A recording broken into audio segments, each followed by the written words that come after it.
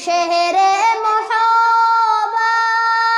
جہاں مصطفیٰ ہے، وہیں گھر بنانے کو دل چاہتا۔ واجب الاحترام دوستو عزیزو، اطاعت خداوندی انسان کی زندگی کا مقصد کیوں ہے، اس بات کو آپ حضرات کو سمجھانا ہے، اور یہ ایک بہت ہی اہم موضوع ہے، ایک اہم گفتگو ہے، اہم بات ہے کہ آخر اطاعت خداوندی انسان کی زندگی کا مقصد کیوں ہے، اس کی بنا کیا ہے، اس کی حقیقت کیا ہے۔ میرے دوستو، اس کی حقیقت یہ ہے کہ کائنات کی جتنی بھی چیزیں ہیں وہ آپ کے کام کی ہیں، اور یہ ساری چیزیں آپ کے کام میں لگی ہوئی ہیں۔ چاند ہے، سورج ہے، یہ آپ کے کام میں لگا ہوا ہے، سمندر ہیں، دریا ہیں، آگ ہے، پانی ہے، ہوا ہے، مٹی ہے۔ کائنات کا ذرہ ذرہ آپ کی جو ہے نا خدمت میں ہے، اور حضرت انسان جو ہے نا مخدوم ہے۔ کائنات کا ذرہ ذرہ جو ہے نا خادم ہے، اور حضرت انسان جو ہے نا وہ مخدوم ہے۔ اب اس سے یہ بات تو بالکل واضح ہو گئی کہ انسان ان چیزوں کے بغیر زندہ نہیں رہ سکتا۔ اگر آگ نہ ہو، پانی نہ ہو، ہوا نہ ہو، مٹی نہ ہو، چاند نہ ہو، سورج، ستارے، یہ چیزیں نہ ہوں، یا ان میں سے کوئی ایک چیز بھی نہ ہو، تو انسان ان کے بغیر زندہ نہیں رہ سکتا۔ اگر اللہ تبارک و تعالی سورج اور چاند کے نظام کو ختم کر دیں تو گرمی اور حرارت نہ رہے گی، انسان زندہ نہیں رہ سکتا۔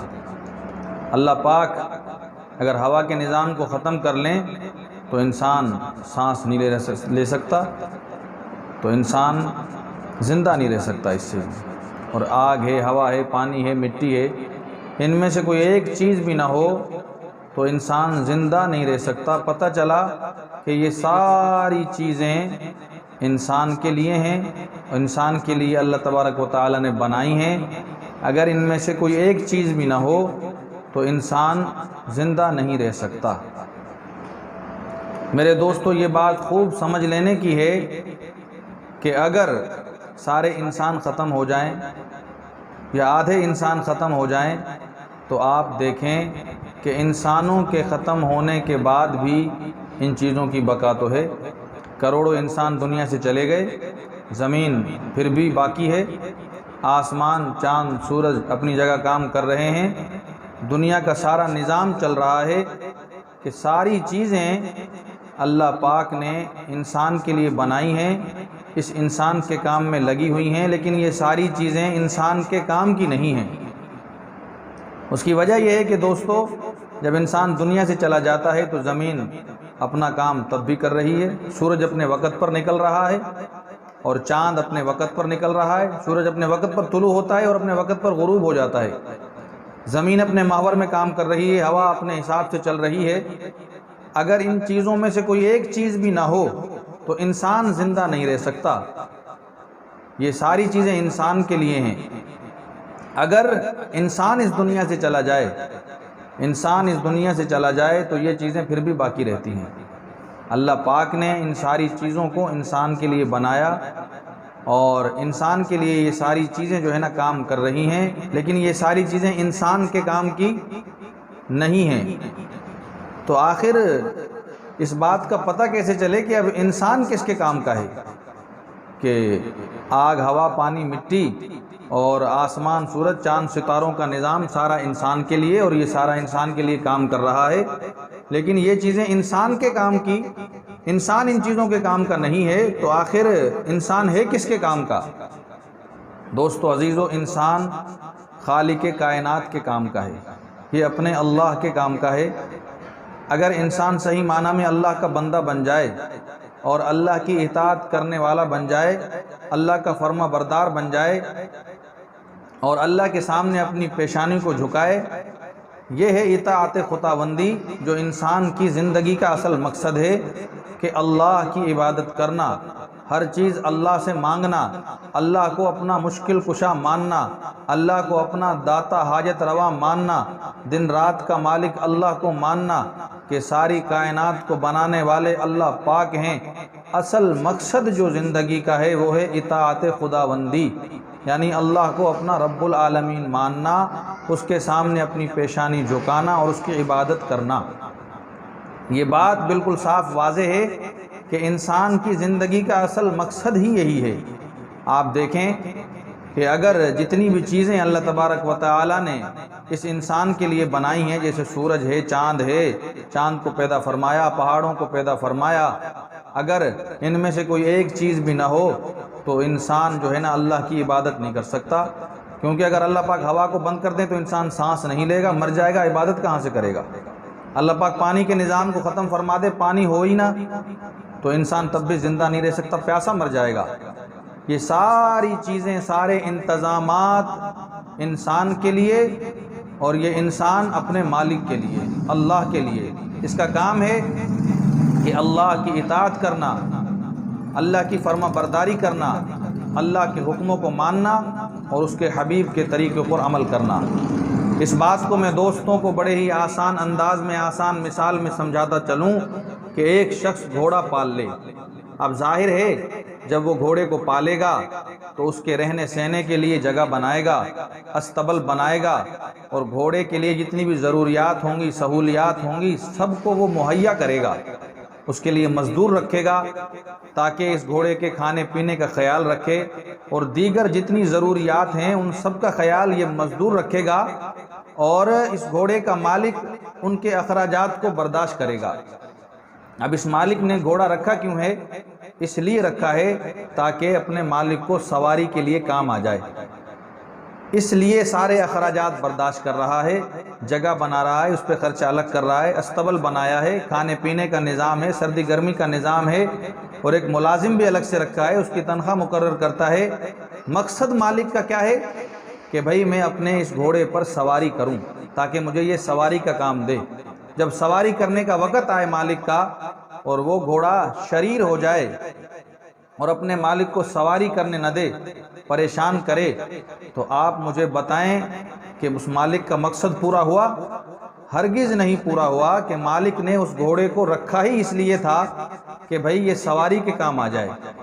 اس سواری کرنے کی وجہ سے مالک نے ایک استبل بھی بنایا، اس پہ چھت بھی ڈالی، اور اس کے سارے نظام کو جو ہے نا اس میں ڈالا، ملازم کو رکھا، اس کے کھانے پینے کے انتظامات، ساری چیزیں مہیا کی، لیکن مالک کا مقصد پورا نہ ہوا۔ مقصد یہ تھا کہ اس گھوڑے پر میں سواری کر لوں۔ وہ مقصد جب پورا نہ ہوا تو وہ گھوڑا گولی کھانے کے قابل ہے، اس کو ختم کر دیا جائے گا۔ جب گھوڑا ہی نہ رہا تو مقصد ہی پورا نہ ہوا، جس چیز کے لیے یہ سارے اخراجات کیے گئے تھے، استبل بنایا تھا، ملازم رکھا تھا، اور دیگر کئی ضروریات تھی۔ جب مقصد پورا نہ ہوا تو گھوڑا بھی ختم، اور ظاہر ہے جس مقصد کے لیے گھوڑا رکھا تھا وہ مقصد پورا نہ ہوا۔ اب جو گھوڑے کی ضروریات تھی، ملازمین تھے، اور جو جگہ اس کے لیے مقرر تھی، اب یہ ساری چیزیں خود بخود ختم ہو جائیں گی۔ استبل کو ختم کر دیا جائے گا، ملازم کو نکال دیا جائے گا۔ اس کی وجہ یہی بنے گی کہ بھئی جو ہے مالک کا جو مقصد تھا وہ مقصد پورا نہ ہوا۔ جب گھوڑا ہی نہ رہا تو استبل بنانے کا، اس کو رکھنے کا کیا فائدہ، اور ملازم کو رکھنے کا کیا فائدہ؟ تو بات سمجھنے کی یہ ہے کہ ہم بھی دنیا کے ایک استبل میں موجود ہیں۔ اللہ تبارک و تعالی نے اس پوری کائنات کو ایک استبل کے مثل بنایا ہے۔ پھر اس کائنات کے اندر اللہ نے چاند سورج کے نظام کو ڈالا، اور اللہ نے ہواؤں کے نظام کو ڈالا، آگ، ہوا، پانی، مٹی کے نظام کو ڈالا، اور کائنات کا جتنا بھی سانچہ اللہ پاک نے کھینچا، ساری کائنات کو جوڑا، بنایا، اس میں جتنی بھی ضروریات کی چیزیں مہیا فرمائی، وہ کس کے لیے؟ اس انسان کے لیے، تاکہ انسان ان ساری ضروریات میں اپنی ضروریات کو پورا کر کے تیار کر لے اور اپنے اللہ کی عبادت کرے۔ اب جب انسان ان ساری چیزوں سے فائدہ اٹھانے کے بعد اللہ کی عبادت میں دل نہ لگائے، اللہ کی اطاعت نہ کرے، اللہ کی فرما برداری نہ کرے، اللہ کو اپنا حاجت روا نہ مانے، مشکل کشا نہ مانے، تو اللہ پاک نے انسان کو جس مقصد کے لیے دنیا میں بھیجا تو وہ مقصد تو تخلیق انسانی پورا نہیں کر رہی۔ جب تخلیق انسانی اس مقصد کو پورا نہیں کرے گی جو اللہ کا مقصود ہے کہ یہ بندہ میری عبادت کرے، مجھے اس مشکل کشا مانے، مجھے اپنا حاجت روا مانے، مجھے اپنا داتا مانے، جب یہ تخلیق انسانی اللہ کے مقصود پر پورا نہیں اترے گی تو دنیا کا سارا نظام درم برم کر دیا جائے گا۔ زمینوں کے نظام کو اللہ پاک ختم کر دیں گے، آسمان کے نظام کو ختم کر دیں گے، جس کا دوسرا نام قیامت ہے، کہ قیامت برپا ہو جائے گی کہ جب لوگوں کے دلوں سے اللہ کی اہمیت نکل جائے گی، برائیاں ڈنکے کی چوٹ پر ہوں گی اور انسان جانوروں کی طرح گناہ کرتا پھرے گا، تو اللہ پاک قیامت کے نظام کو جو ہے نا قائم فرما دیں گے۔ تو زمین ختم، آسمان ختم، سب چیزیں ختم ہو جائیں گی، کیونکہ اللہ تبارک و تعالیٰ نے اس پوری دنیا کے نظام کو جو بنایا، یہ سارے نظام کو جو ڈالا، اس میں زمینیں تھی، آسمان، چاند، ستارے، وہ سب اپنے بندوں کی سہولیات کے لیے، تاکہ بھئی ہوا بھی ہو، آگ بھی ہو، پانی ہو، مٹی ہو، تاکہ انسان اس دنیا کے اندر صحیح اپنی زندگی گزار سکے۔ اگر انسان اللہ کے حکم کے مطابق زندگی گزارتا ہے، اللہ کی فرما برداری کرتا ہے، اس کے سامنے سجدے میں سر جھکاتا ہے، تو یہ ساری چیزیں جو ہے نا اس کے کام کی ہیں۔ اگر اپنے مقصد پہ پورا نہیں اترتا تو یہ ساری چیزیں ختم کر دی جائیں گی، جس کا دوسرا نام قیامت ہے، کہ نہ چاند رہے گا، نہ سورج، نہ ستارے، نہ زمین، نہ آسمان، ہر چیز تہس نہس ہو جائے گی۔ اب اس سے پتہ چلا کہ اللہ پاک نے ان ساری چیزوں کو انسان کے لیے جو ہے نا بنایا، یہ ساری چیزیں انسان کے کام میں لگی ہوئی ہیں، لیکن انسان ان چیزوں کے کام نہیں آ رہا۔ یہ ساری چیزیں جو ہے انسان کے کام میں لگی ہوئی ہیں، اللہ پاک نے ان ساری چیزوں کو انسان کے لیے ہی بنایا ہے، لیکن یہ ساری چیزیں انسان کے کام کی نہیں ہیں۔ تو انسان کس کے کام کا ہے میرے دوستو؟ انسان اپنے پروردگار کے کام کا ہے۔ جب وہ اس کا فرما بردار بندہ بن جائے، اپنے اللہ کو اللہ ماننے لگ جائے، اپنی پیشانی کو، اپنے سر کو اس کے سامنے جھکانا شروع کر دے، تو یہ ساری چیزیں، یہ زمین پر رہنا اور یہ ان چیزوں سے فائدہ اٹھانا، یہ اس کے کام کا ہو جائے گا۔ انسان کو اللہ تبارک و تعالیٰ نے اس دنیا میں جو پیدا فرمایا، اپنی عبادت کے لیے پیدا فرمایا۔ اللہ تبارک و تعالیٰ ہم سب کو اس پر عمل کرنے کی توفیق عطا فرمائے۔